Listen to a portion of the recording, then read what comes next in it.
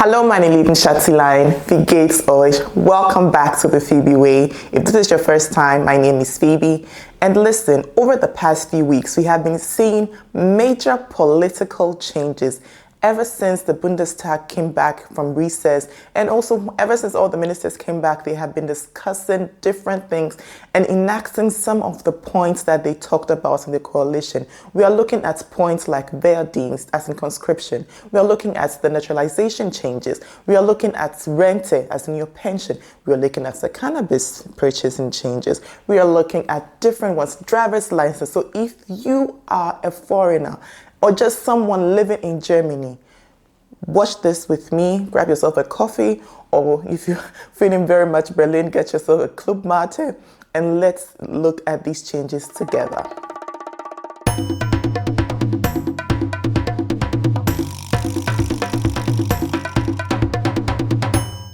And before we start, a huge thank you to our sponsor.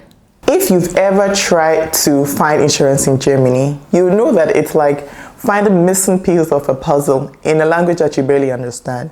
It's like decoding in a foreign language, but this decoding will come with legal consequences.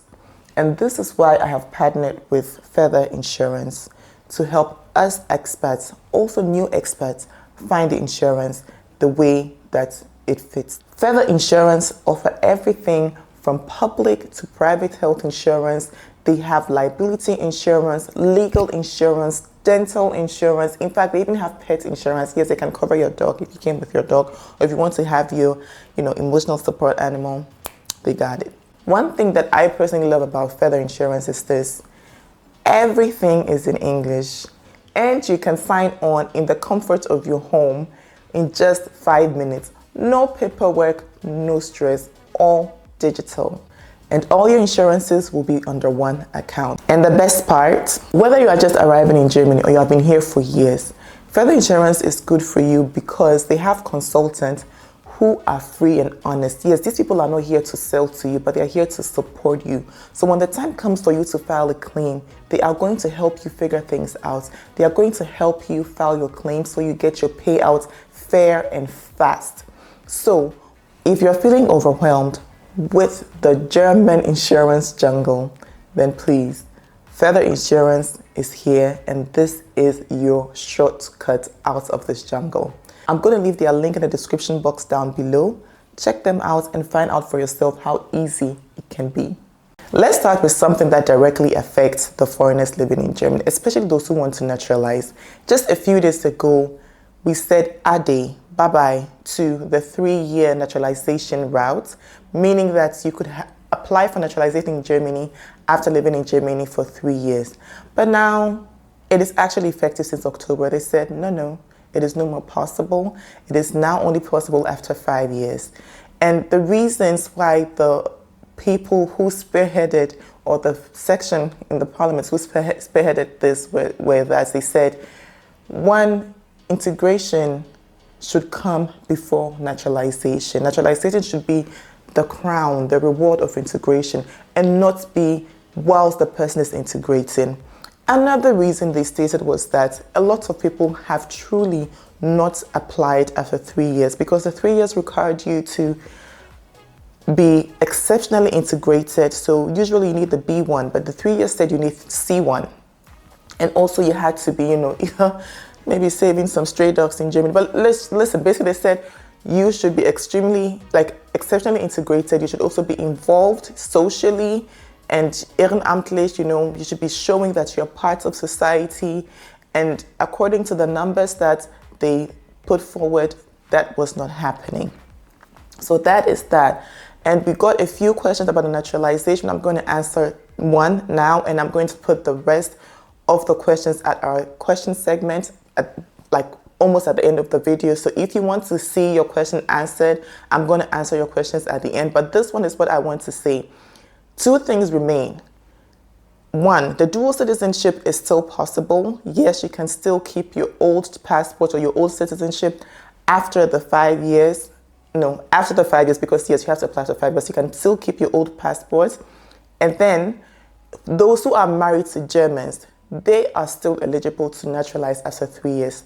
Nothing has changed with that. It is just for the general applicant who cannot do it anymore. So with just an overview of the things that have changed, these are the requirements, and we'll talk about the German citizenship rules in another video. I already have a video talking about that, so I'm going to put the link right here for you to see the requirements, and I'm going to do an updated one again. So if you're not subscribed yet, please stay subscribed, but please subscribe, and those who are already subscribed and are already Schatzilein, you have to stay a Schatzilein, okay? Stay being a Schatzilein. So for those of us who have children in Germany who are about to turn 18, or for those of us who are about to turn 18 in Germany, or for those of us who want to join the army at some point, this is for you. Wehrdienst. There has been a debate ongoing since they came back. Actually, even before, there was some kind of whispers here and there. Our able minister, Mr. Pistorius, was like, we need to up the number of our soldiers from the 183 we have now to this 230,000, right? And first, the situation was, do we have a mandatory conscription? Does every young man who is 18 years have to serve the country? Or does it have to be voluntary? And the discussions were going back and forth, back and forth, back and forth. But we have majorly two sides. So SPD is here, CDU-CSU is here, okay? Mr. Pistorius is from the SPD.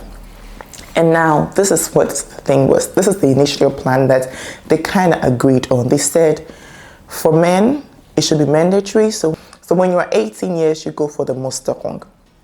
Musterung means they do the medical checks to see if you are even eligible, if you are capable of doing bushia, you know. Yeah. And if you are not capable, du wirst ausgemustert. That is fine. For ladies, it was supposed to be freiwillig, as in voluntary. And I'm asking, equal rights and justice. If I want to fight, make it mandatory for me too. Why is it my brother has to fight even if he doesn't want to, and I can choose? If at that time I'm pregnant, then fine. Obviously, I have to stay home because, you know, Berufsverbot and blah, blah, blah. But that was my first question. But then if they go for the Pflichtmusterung, right? And so between West freiwillig, how do we know who to call?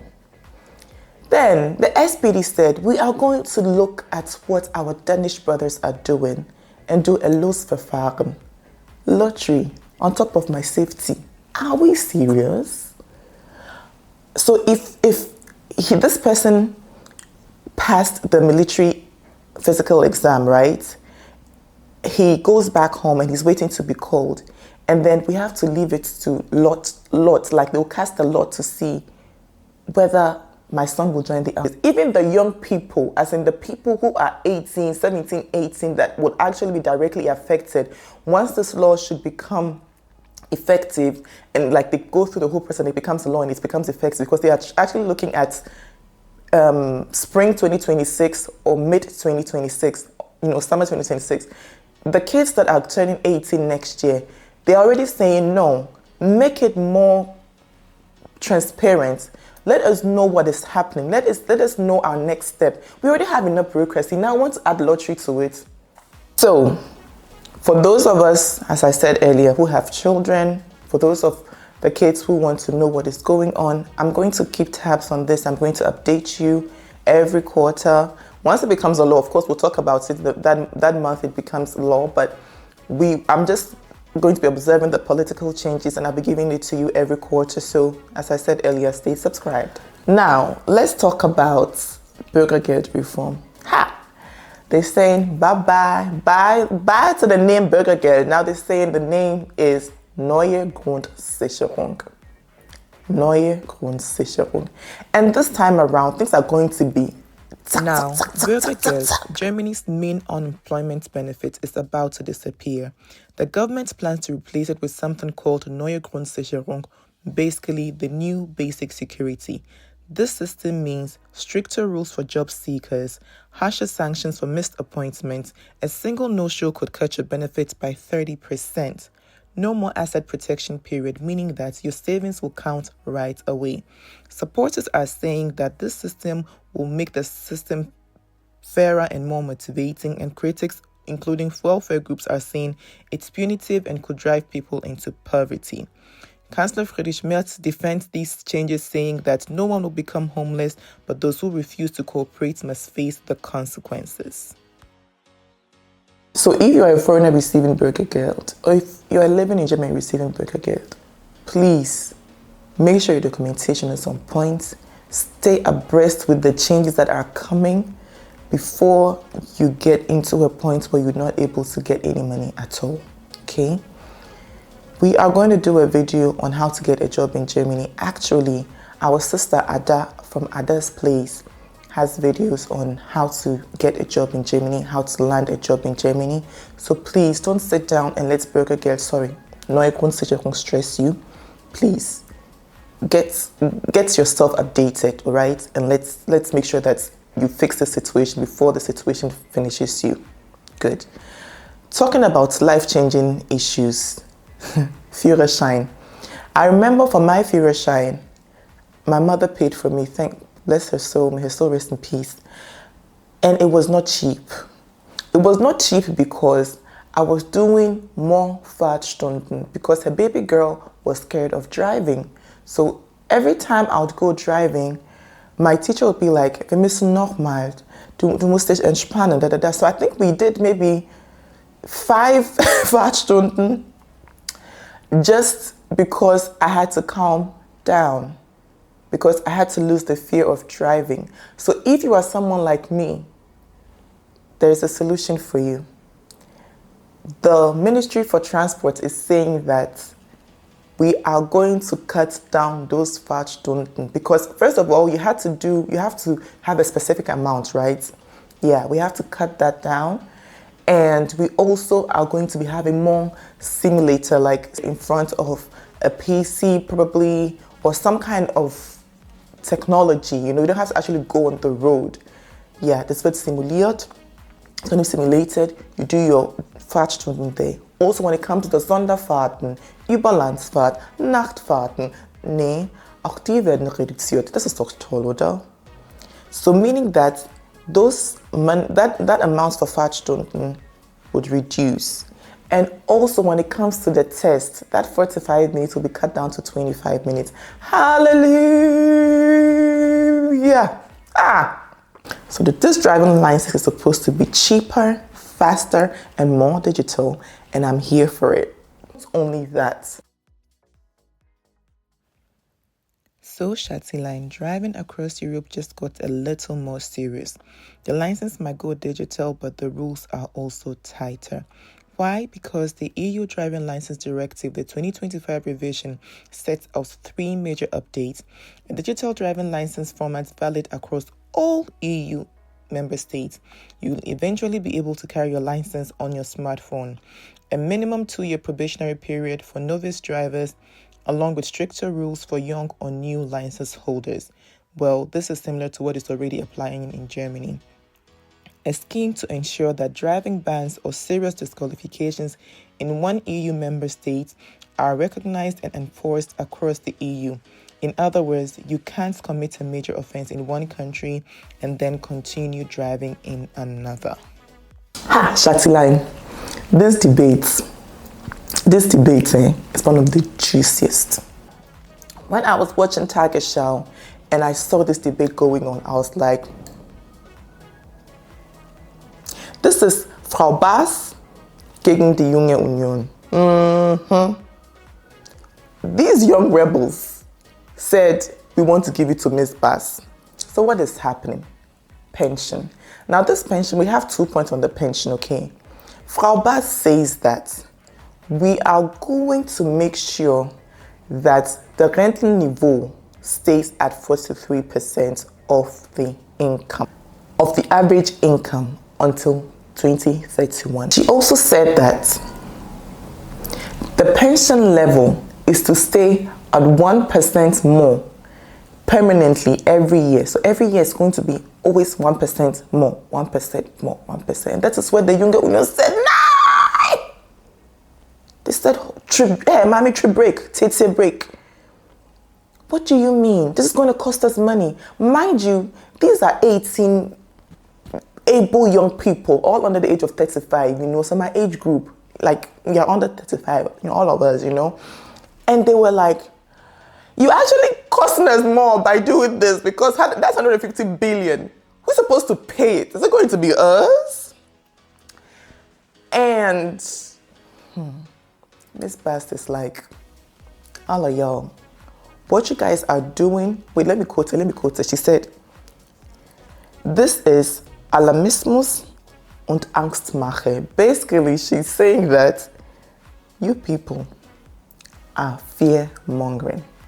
So hold your guns and let's deal with facts, not drama.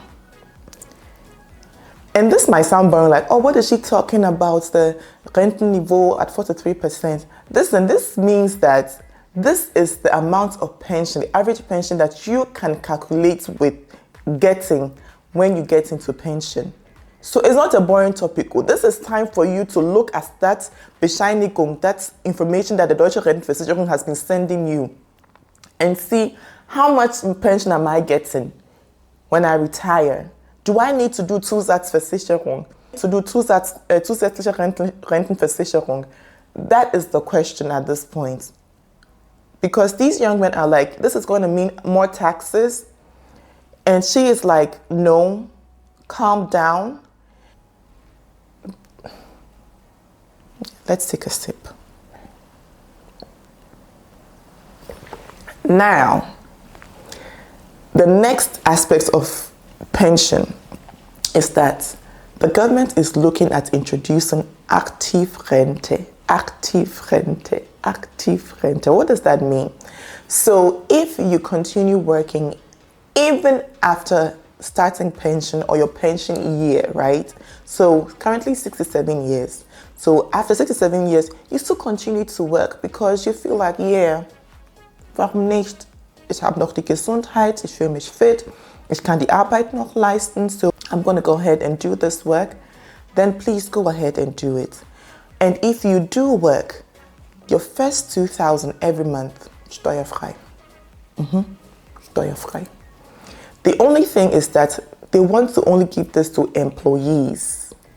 And on that 2,000, you just have to pay your Sozialversicherungsbeiträge. So it's not taxed. No Sozialversicherungsbeiträge, okay? And Pflegeversicherung, genau. So that is what they are saying. And the older people are not amused because it's not every employee who is going to have that strength to continue, especially those who are like in very labor heavy fields where they have to do a lot of, manpower work. How do you expect them to continue?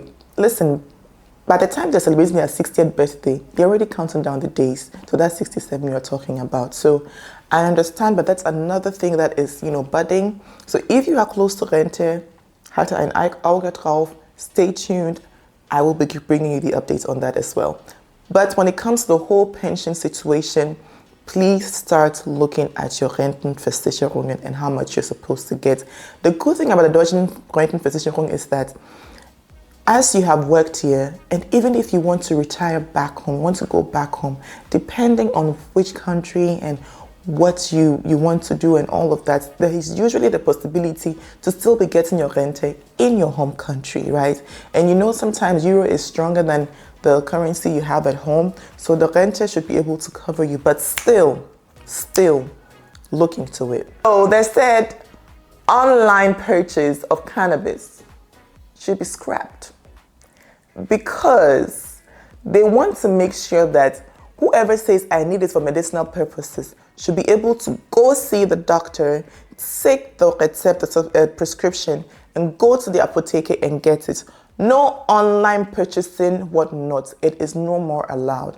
And the people opposing this new reform, they are saying that, listen, there are people who actually need this but cannot go to see the doctor every time.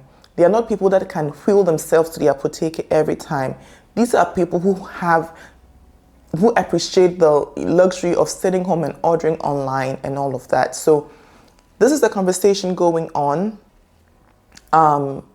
It is for medicinal purposes. That's what they want to make sure about, because they're saying that ever since it was legalized, they have seen a spike of the imports since then. This was a lot, right? Wehrdienst, Bürgergeld, Naturalization, driver's license, pension. Yes, it's been a lot. But don't worry, I dedicated myself to making sure that you get all the information on point, on time, basically simplified, so we all know what is going on. Question segments. When it came to naturalization, we got a few questions. It says, who can actually apply for citizenship? So you can apply for citizenship if you have been here for the past 5 years, you have your B1 German proficiency, you can self-sustain yourself, meaning that you have a job, and you have passed your Orientation-Prüfung, Leben in Deutschland, whatnot. That is, for example, not mandatory if you prove that you have been through some kind of German schooling that covers these aspects as well. I'd never had to do Leben in Deutschland. I never had to do a B1 because I have a German Abitur, for example. So this is just a general thing. Different things can apply to different people. And the next question was, for someone who has worked full-time 2 years and studied 3 years for MSc, Master of Sciences, before I started working full-time, will those 3 year study period be included in the 5 year citizenship path? Yes. The requirement is that you have lived in Germany legally. So that time of studying was legal years, like legal stay years in Germany. So it will be added to your working years as well. Can one receive positive answer of Einbürgerung after applying and during the process one lost his job but has been working for more than 7 years in Germany? So what you're trying to say is you applied, you sent in the application, and then you lost your job and you have not heard back yet, right? So usually the maßgebende Zeitpunkt is the time that the Sachbearbeiter has it on his table. That is when they would check the points. So latest by then, you should be able to get a job and let them know, okay? So my advice for you is make sure you find a job. It doesn't matter which field. Make sure you find a job. You've been working for 7 years. Actually, it's the type of job doesn't even matter. Just find a job for now. As you're looking for your dream job, find a job and do the Nachreichen, because it is better for you to have been working more than 3 months to be able to provide a 3 month pay slip, right? For them to get it as well, because they will also want to know if there have been any changes since the time of application. That's it. If you've not seen me before, my name is Phoebe. I'm a legal interpreter, a legal trainee, a child born of the Ghanaian soil, and I have been in Germany for the past 20-something years. I'm having a blast in Germany, and I think you can too. So do not go anywhere. Let us have fun together in this journey, okay? Take good care of yourselves, and I'll see you in the next one. Tschüss, Schatzilein.